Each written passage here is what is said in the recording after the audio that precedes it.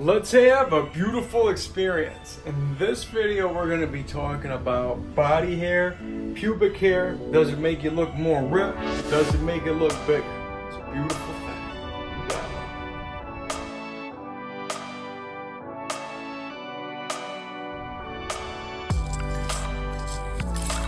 Alright, before we get started here, please do me a huge favor and, subscribe to the channel, hit the bell notification, spread the love around.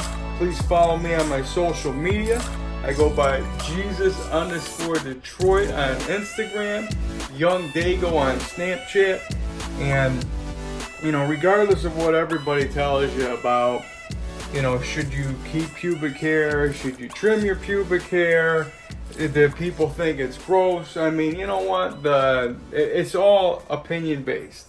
The bottom line is try to keep it as clean and as, just keep it up, nice and beautiful. And what I mean by that is just don't, you don't want to keep it too, straggly. And I know there's certain people that, are really, extremely hairy. Me, I'm an animal myself.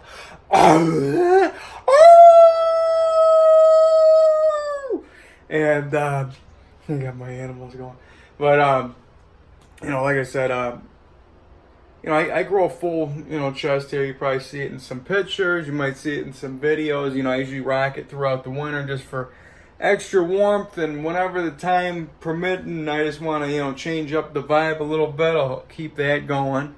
Ever since I really got my, my ab game, getting it more perfect and to my liking, I like keeping my abs trimmed.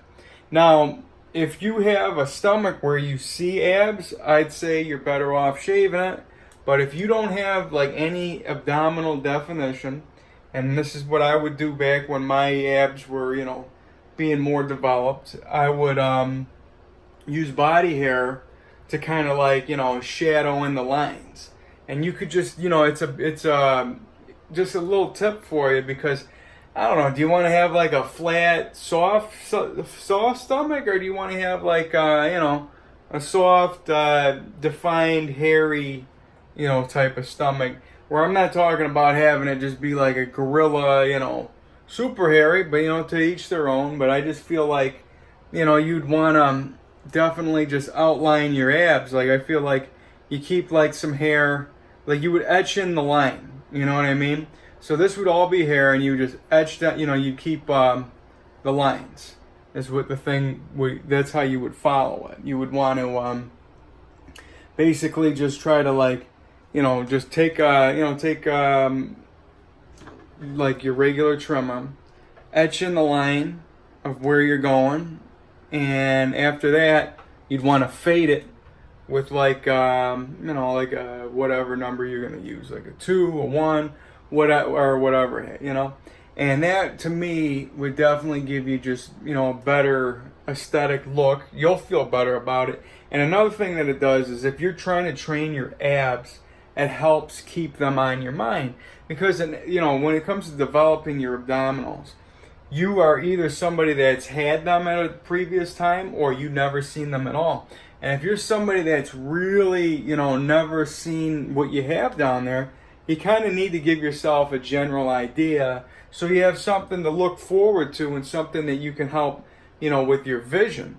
So you'd want to be like, you know what, I'm gonna this is how I want my abs to look. And then you're going to be able to be like, you know what, this is what I'm going to be focusing on. Which is another reason why whenever I do anything with my abs, I always set the intention before I do them that this is going to make my abs bigger, thicker, harder, more brick-like and more defined, before I do any type of abdominal movement. And regardless of what everybody tells you, yeah, you got to do diet, and it's all about diet, and abs are made in the kitchen. It's that's not entirely true. It's that might be true for somebody that's got abdominals that are already created. But if you never seen them, and if you feel on your stomach, you don't feel the bumps, and you can't understand where they're at, chances are you're going to have to spend, You're going to have to just go in and day out, day in and day out, focusing and developing the muscle. And that's what it really comes down to when it's like with it, you know, with abdominals, because everybody's body, you know, for everybody, you know, everybody's born with certain gifts. And some people are born with, you know, like just naturally having abs, naturally having calves, naturally having ass. And that's something that, you know, you just gotta, like, some people don't have any of it. And it doesn't matter. Like C.T. Fletcher says, all genetics is a head start, you know. And that's honestly a beautiful inspiration, because that's the truth to it all. Like, you're going to have to still get in there and do the hard work. But you got to also have the intention set and the belief that you can. Because if you believe that you can do it, you will. But if you never see it and you don't think that you can, then you won't. So you just got to be like, you know what, if I'm focusing on getting abs here, I'm definitely going to, you know, like I said, something as simple as etching it in your body hair will start putting it into your mind, like, yeah, I'm going to start making these abs. And then you want to train them every day, period. You know, some people might be like, oh, all you need is 3 days a week or whatever. You know, to me, I find that, you know, you might say you're going to do them 3 days a week, but it's easy to fall off schedule. Like, you know, you can easily skip them at the gym. And that was like my problem back in the day. Like, all right, we're going to do chest and abs today, and you end up just doing chest because you want to get out of there. And then you're like, all right, I'll do them tomorrow. And then you never do them tomorrow. And the next thing you know, it's already been a week, and you're only training your abs once a week. And it's just like, this is no good for nobody. You know, it's like you just got to hit them up every day, no matter what. And just dedicate 10 minutes to them. Dedicate at least activating them, you know, before you go on runs. And, you know, whenever I do my cardio, I always wear like a girdle. And it's more or less for me setting the intention. Because at this point, like, I already slimmed up my waist. And, you know, I achieved it. You know, is it necessary for me to wear it anymore? Probably not, you know. But it's just something that I feel like helps me. It helps remind me that when I'm putting on this girdle and when I'm putting on this belt, I am, you know, etching in my Adonis lines. I'm making my abs, you know, bigger, harder, and stronger, and I'm making my waistline slimmer. So that's already in my head. And then when I put that on, it's just reiterated for me to just, like, you know, want to engage my core whenever I run. Because a lot of people, you know, this was another thing that I didn't understand, like, to be the abbed out guy, you know, like if you want to have abs, you got to act like you got to act as is. And like some people that got abs, it was like, you know, they naturally just stand like flexed out like this. Like, oh yeah, what do you mean? Like, yeah, I'm just, you know, abbing around. That's just how I naturally stand. And you know what? That movement is actually true. You got to flex what you have. Like, you got to engage the core. And like, you never think that. You just feel like you're just supposed to walk around. And it's just like at certain times, like, you know, when you're exercising, Stairmaster, running, like, just, you got to just make it apparent. You just got to remember to, you know, squeeze them up every now and then. And when you start getting that natural motion going, you know, it's going to definitely progress where you're at. So going back to body hair, is it necessary to trim to look more ripped? If you're ripped, you strip.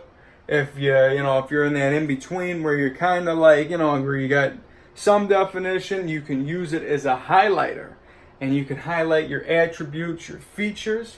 And to me, it's a beautiful thing. And like some people, obviously, if you weren't born with body hair, you're not going to be looking at this video for tips, but maybe for some entertainment value.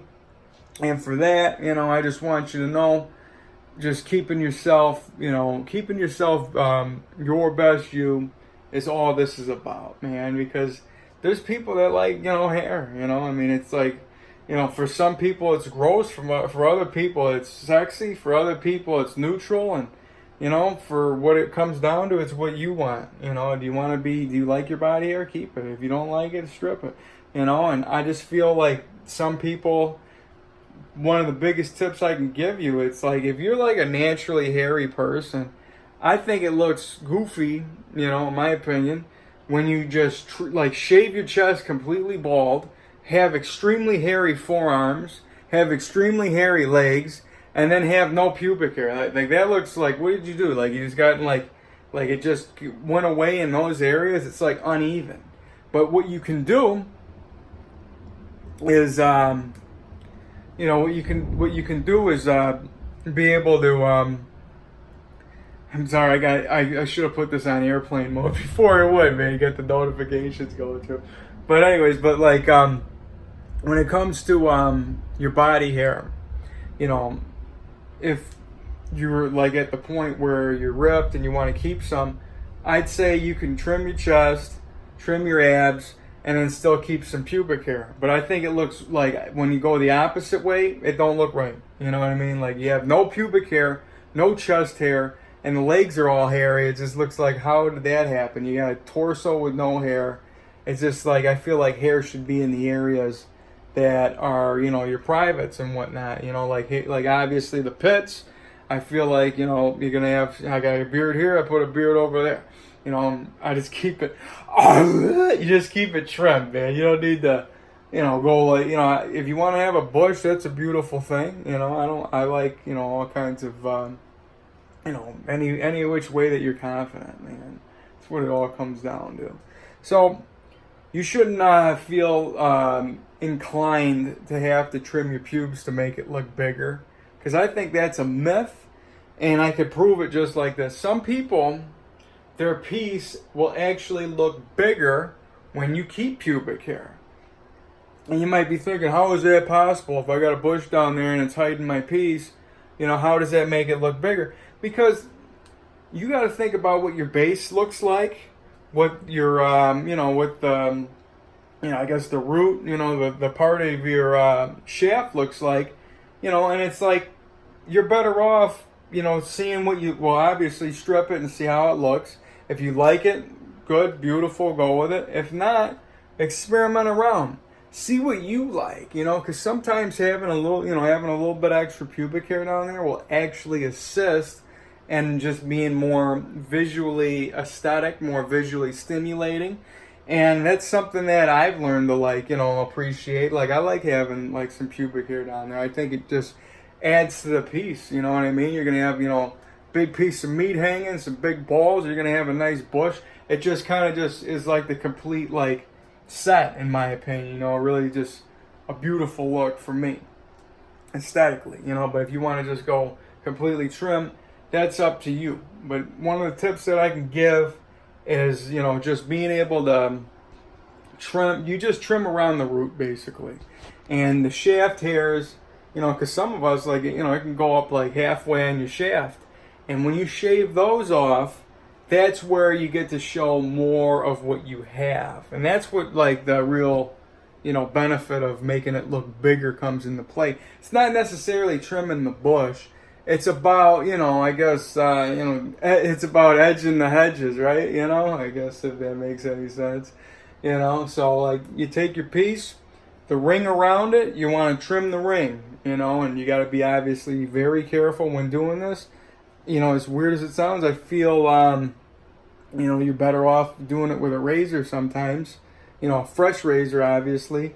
Because sometimes, you know, you don't want to be in that situation where you got to worry about it pinching. And that's just, you know, it's a scary situation. That's your piece down there. You don't want to have it bleeding. You know, it's like you're going to make it grow, not, you know, it's like what looks better. Like something, you know, some, you know, boo-boos on there. You know, you don't want that, man. You know, or having it be hairy. So sometimes you got to make that decision. I'd rather be hairy than have it all marked up for no reason. And the thing that I would really preach is the day that you trim your pubes, I'd say you're better off not having sex. Just for, you know, it might sound like, well, why would you do that? Like, you're trimming it to have sex, right? But I'm talking about the shaft, man. I just feel like just for extra, you know, every day's different, obviously. But I'm saying, like, if you have a partner or something, you're better off, like, just giving it an extra day rest just so you don't have any, like, open wounds on there. You know, but of course, if you're doing it right, you're not going to have anything to worry about. But, you know, when you're taking a razor to the skin down there, you know what I mean? You're going to want to definitely clean it up with some witch hazel just to keep it sterile. And, you know, just before you go to, go to Pound Town and really, you know, work it around, you want to make sure that that is, you know, in top-notch 100% condition where you ain't got to worry about any friction, you know, opening up any wounds while you're playing in the sea of the unknown, so to speak. You know what I mean? So if you took anything away from what I'm throwing at you, practice safe sex. Body hair is beautiful. Find which one suits you. If you're not in, you know, if you're ripped and you wanna, you know, if you're ripped, you know, go strip it. If you're, you know, in the position of, you know, transitioning before you're gonna be ripped and you're a little soft in that area, like, use that body hair to highlight it, man. It could be a, you know, beautiful help in your life. I can guarantee it, you know, and definitely give you the motivation and the visualization of, all right, this is what my abs look like. So now I can go hit them up at the gym. Train your abs every day, so this way you never skip them. And, you know, because it's like, you know, one more piece of advice on that. It's like, if you train them every day, you might not train them 100% every day, but at least you're getting them in every day. And that will give you more motivation to be like, all right, I'm going to go super hard today. And then the one day that you at least like made it a point to hit it, that's how it is. Like, and I would do the same thing for calves. You know, some people might be like, okay, you don't need to train your calves or your abs every day. I think hit them up every day. The ones that you don't see are the ones that need the most development and the most reminding that, hey man, we're here to grow. You know what I mean? We're here to show. So you got to put it in the go of doing it. You know, so you've been going how many years of not having it. You got to start doing it so it does appear. That's at least my opinion on, you know, any type of muscle that you want to develop. It's like if you already have certain muscles, you're not going to have to worry about obviously train them as much. Like your chest and, you know, your triceps and all that kind of stuff. Like usually, you know, depending on who you are, you know, it shows. But and that when you get really sore, you want to, you know, give it a couple day break. But you know, you're still going to be doing, you're still engaging your muscles every day. And that's really the key to it all, is the muscle engagement. Your muscles get engaged pretty much every day with cardio, with yoga.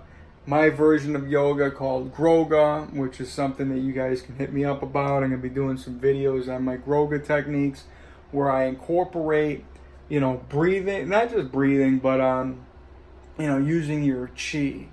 And, you know, Montag cheese type of, you know, where you got to just really just believe and get that source energy like going and flowing through your, you know, through the ground, through your chakras, through your balls. You know, all that is what's going to make you grow, because I believe that growth starts, you know, right there, man. That's the powerhouse of testosterone and human growth hormone.